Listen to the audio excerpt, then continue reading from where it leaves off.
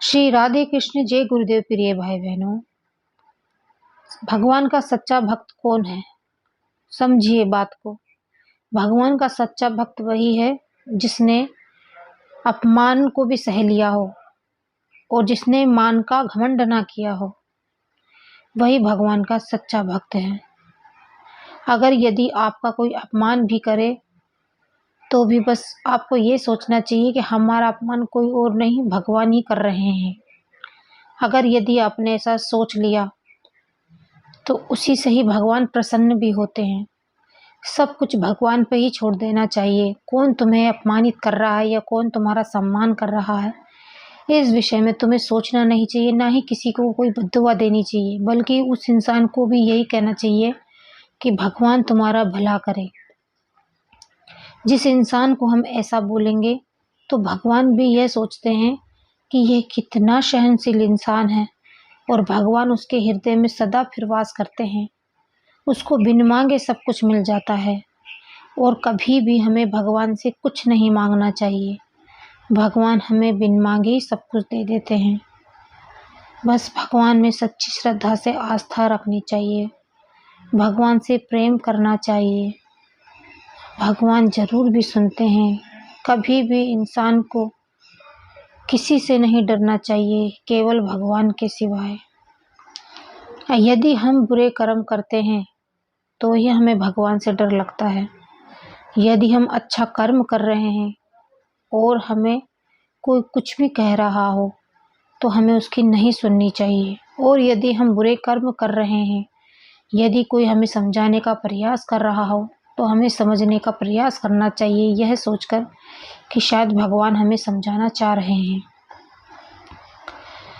एक समय की बात मैं आप सबको बताती हूँ।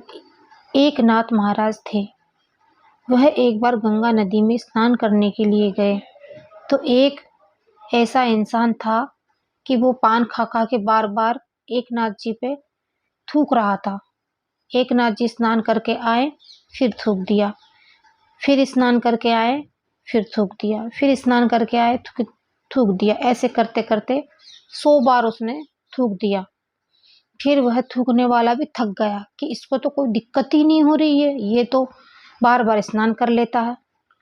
फिर आखिर में जब वह जाने लगा तो उसने थूका नहीं, उससे क्षमा मांगी और कहा कि हे भक्तराज, मुझे माफ कर दीजिए, मुझसे बहुत बड़ी गलती हो गई। मैं आपको यह एहसास कराना चाहता था कि आप भगवान के सच्चे भक्त नहीं हैं। कि आपको क्रोध आएगा कि नहीं आएगा, लेकिन सच में आपको क्रोध नहीं आया। आप भगवान के वाकई सच्चे भक्त हो। मैं भी आज से भगवान की सच्चे हृदय से भक्ति करूंगा।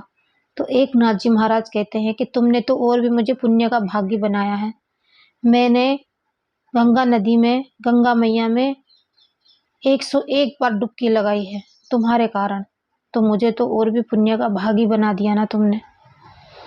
तो इसीलिए प्रिय भाई बहनों, मैं कहती हूँ आप सबसे कि कभी भी क्रोध ना करे। कोई आपका अपमान भी करे तो उसका बुरा नहीं मानना चाहिए, कभी बुरा नहीं मानना चाहिए, बल्कि और भी उसे तुम्हें दुआएं देनी चाहिए, क्योंकि उसके पीछे भी एक अच्छाई ही छुपी हुई होती है। क्योंकि जो भी कार्य हम करते हैं उसके पीछे एक अच्छा ही कारण होता है, भगवान की कृपा से। इसलिए भगवान में सच्ची श्रद्धा रखें। ओम नमः शिवाय कमेंट में जरूर